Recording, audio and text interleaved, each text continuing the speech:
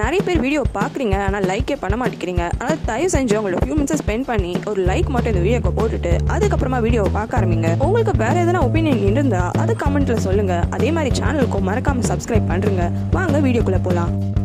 யுஞ்சி கோயிலுக்கெல்லாம் போய் வேண்டிட்டு அதுக்கப்புறமா அவளோட ஹஸ்பண்டை பார்க்க போறா. யுஞ்சி ஆஃபீஸ்க்கே போய் மீட் பண்றா. இப்போ அவ மீட் பண்றதுக்கான மெயின் காரணமே யூனாவை பத்தி தான். இன்னும் யுஞ்சி பிரெக்னன்ட் கூட ஆகல, வயிற்றுல ஒருவேளை பையன் பிறப்பானான்னு கூட தெரியல. ஆனா அதுக்குள்ளேயே நம்ம பொண்ணு யூனாவால எனக்கு ஒரே பிரச்சனையாவே இருக்கு. அவ சொல்ற பேச்சே கேட்க மாட்டேங்கிறா, எனக்கு எப்பவுமே தலைவலியாவே இருக்கா. அவ இப்படி பண்ணிட்டே இருக்கிறதுனால என்னோட மென்டல் ப்ரெஷர் தான் ரொம்பவே அஃபெக்ட் ஆகுது. நான் ஒன்றும் சின்ன பொண்ணு கிடையாது. இப்போ எனக்கு குழந்தை பிறக்க போகுதுன்னா என்னோட மென்டல் ஹெல்த் ரொம்பவே முக்கியம். அது யூனாக்கு சுத்தமா புரியல. அவளால என்னோட பையனுக்கு தான் ஆபத்தாக போகுதுன்னு சொல்றா. ஆனா இதை கேட்ட யூனாவோட அப்பாவும், என்ன நீ உளறிட்டு இருக்க, இன்னும் நீ பிரெக்னன்டாவே ஆகல, அதுக்குள்ள யூனாவாலதான் எல்லா பிரச்சனையும் சொல்ற. முதல்ல யூனா யாரு? நம்ம பொண்ணு தானே. நம்ம பொண்ணை பத்தி ஏன் இப்பெல்லாம் பேசுற? இல்ல உங்களுக்கு சொன்னா புரியல, அவளால் தான் எனக்கு ஒரே பிரச்சனை இருக்கு. பேசாம அவளை நம்ம ஃபாரின் கமிச்சிடலாம் படிக்கிறதுக்கு அப்படின்ட்டு ஐடியா கொடுக்குறா. ஆனா இந்த விஷயத்துக்கு யூனாவோட அப்பா சுத்தமா ஒத்துக்கவே மாட்டிக்கிறாரு. யுஞ்சிக்கு எப்படின்னா யூனாவை அனுப்பிடணும். அதனால உங்களுக்கே தெரியும், யூனா பேயெல்லாம் பார்த்து பேசுறேன்னுலாம் சொல்றா. இதனால உங்களுக்கும் அம்மாவுக்கும் இவ்வளவு பெரிய பிரச்சனை ஆயிடுச்சு. இதனால அவளை வீட்டுல நம்ம வச்சுக்க வேணாம், நம்ம வீட்டை விட்டு அவளை அனுப்பிச்சிடலான்ட்டு சொல்லிட்டே இருக்கா. என்னதான் இவ கன்வின்ஸ் பண்ண பார்த்தாலும் அதெல்லாம் முடியாது. யூனா நம்ம பொண்ணை நம்ம வெளியில அனுப்புறதா கிடையாது. இந்த டாபிக் இதோட விட்டு அப்படியே கட் பண்ணி விட்டுறாரு. அடுத்த நாள் ஹன்சு எப்பயும் போல ஸ்கூலுக்கு போறா. ஆனா இந்த வாட்டி அவளை சுத்தி எல்லாருமே அவளையே பார்த்துட்டே இருக்காங்க. ஆனா ஹன்சுக்கு ஒண்ணுமே புரியல, நம்ம என்ன பண்ணோன்ட்டு எல்லாரும் நம்மள இப்படி பாக்குறாங்களேன்ட்டு யோசிச்சுட்டு அவளோட கிளாஸ்க்கும் போயிடுறா. அவ கிளாஸ்க்குள்ள போகும்போது அவளோட கிளாஸ் பசங்களே அவளை பத்தி தான் ஏதோ விஷயம் பேசிட்டே இருக்காங்க. ஹன்சுவும் அடுத்த கிளாஸ் இது இப்ப நடத்துவாங்கன்ட்டு எல்லா டீட்டெயில்ஸும் சொல்லும் போது கிளாஸ்ல ஒரு பொண்ணு கையை தூக்குறா. ஹன்சுவும் அந்த பொண்ணு டவுட் கேட்கறான்னு நினைச்சு என்ன டவுட்ன்ட்டு கேட்கறா. ஆனா அந்த பொண்ணு ஹைஜின்றது உங்க அக்காவா அப்படின்ட்டு கேட்கறா. ஹன்சுவும் ஆமா அப்படின்னு சொன்னோன்னே திரும்பியும் பசங்க எல்லாருமே அவங்களுக்குள்ள பேசிக்க ஆரம்பிக்கிறாங்க.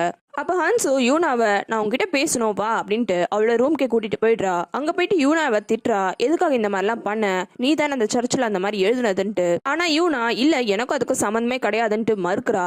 அப்ப உடனே ஹன்சுவும் அந்த பிரேஸ்லெட்டை காமிச்சு, எதுக்காக இப்படிலாம் பண்ற, உனக்கு ஹைஜன் மிஸ் ரொம்பவே பிடிக்கும்னு சொன்னேன், ஆனா உங்களை புனரல இப்படி ஒரு விஷயமா ஆக்கி விட்டுட்ட, இதனால அவங்களுக்கு எவ்வளவு பெரிய கஷ்டமா இருக்கும்ட்டு திட்ட ஆரம்பிச்சிடுறா. உடனே யூனாக்கு ரொம்ப அழுக வந்துடுது. ஏன் இப்படிலாம் பேசுறீங்க, ஹைஜன் மிஸ் சொன்னதுனால தான் நான் அப்படி பண்ணேன். ஹைஜின் மிஸ் சொன்னாங்களான்ட்டு ஹன்சு கேட்குறா. ஆமா ஹைஜின் மிஸ் என்னோட கனவுல வந்தாங்கன்னு அன்னைக்கு நைட்டு யூனாவோட கனவுல வந்த விஷயத்த சொல்றா. ஆனா இந்த வாட்டி ஹைஜினோட வாயிலேருந்து ரத்தம் எல்லாம் வருது. அப்படி வரும்போது அம்மா என்னை காப்பாத்துங்கன்னு ஹைஜின் தான் சொல்றா. இவ உண்மையதான் சொல்றாளான்னு ஹன்சு டவுட்டோடய பார்க்கும்போது யூனா, நான் சொல்றது எல்லாமே கரெக்டு தான், நான் கண்டிப்பா நினைச்ச எந்த விஷயமே தப்பானதே கிடையாது. அன்னைக்கு நைட்டு தான் ஹைஜின் மிஸ் கனவுல இந்த பிரேஸ்லெட்டை உங்ககிட்ட கொடுக்க சொன்னாங்க. பாருங்க நான் நினைச்ச மாதிரியே நீங்க தான் ஹைஜின் மிஸ்ஸோட தங்கச்சி.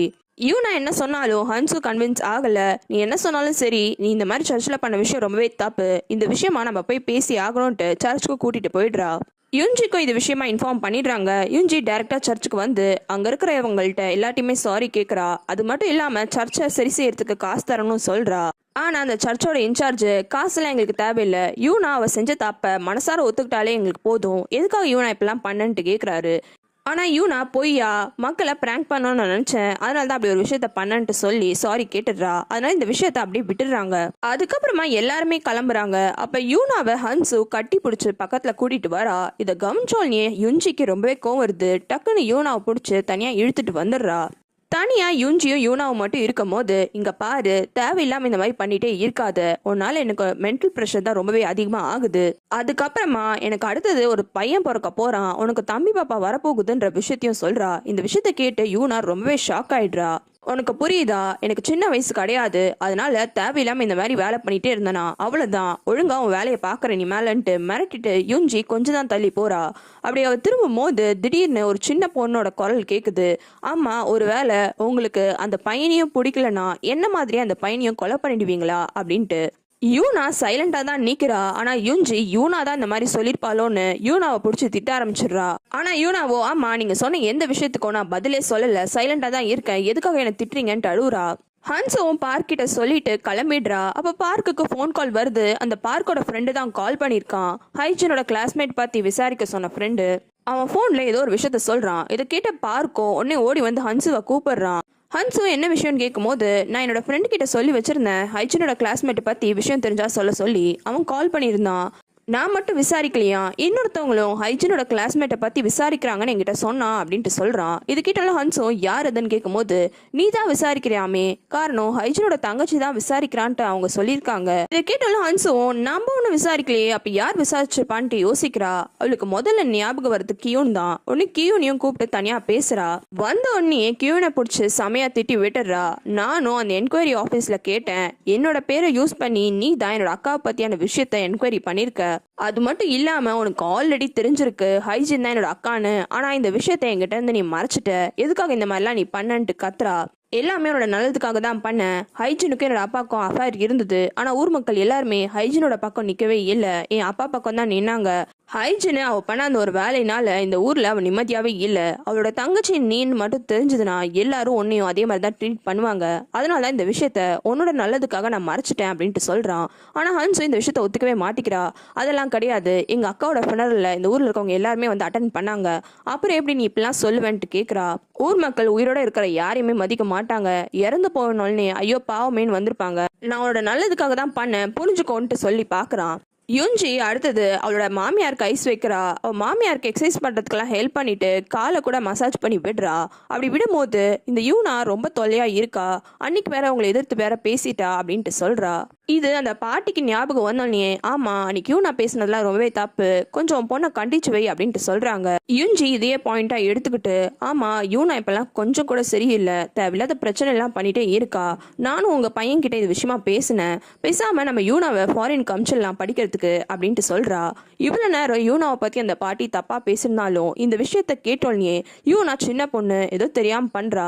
எதுக்காக இந்த ஒரு விஷயத்துக்காக அந்த பொண்ணை ஃபாரின்லாம் அனுப்பிக்கிட்டு, இல்ல நான் ஆல்ரெடி உங்க பையன் கிட்ட பேசிட்டேன், அவரு இது விஷயமா உங்ககிட்ட பேசுறேன்னு சொன்னாருன்ட்டு யூஞ்சி சொல்றா. அவனே வந்து பேசட்டும், ஆனா எனக்கு என்னமோ இந்த விஷயத்துல இன்ட்ரெஸ்டே கிடையாதுன்ட்டு அந்த பாட்டி சொல்லிடுறாங்க. இவங்க பேசிட்டு இருக்க விஷயத்த தூரத்துல இருந்து யூனா கேட்டுடுறா. அவளோட அம்மாவே இப்பெல்லாம் அவளை பத்தி பேசின உடனே யூனாக்கு ரொம்பவே அழுக வந்துருது. அங்கேயே மனசொரைஞ்சு போயிடுறா. இன்னொரு பக்கம் லேடி பாய் அந்த மில்லுக்கு தான் போறான். வெளியில பெரிய புது லாக் போட்டிருக்கு. அங்கேயே கொஞ்ச நேரம் நின்று பார்த்துட்டு ஒரு சின்ன நோட்டை அந்த கேட்ல வச்சுட்டு அங்க வந்து கிளம்பிடுறான். அதுக்கப்புறமா நைட் டைமா ஒரு வயசான ஆள் தான் வராரு. வந்தவர் பூட்டை ஓபன் பண்றதுக்கு முன்னாடி அந்த நோட்டை எடுத்து படிக்கிறாரு. படிச்சவரு நோட்டை தூக்கி போட்டுட்டு அவர் மாட்டும் கேட்டை ஓபன் பண்ணி உள்ள போயிடுறாரு. ஹன்ஸு கூட பேசினதுக்கு அப்புறமா ஹன்ஸு சொன்ன விஷயம் எல்லாமே தான் கீனோட மைண்ட்ல ஓடிட்டே இருக்கு.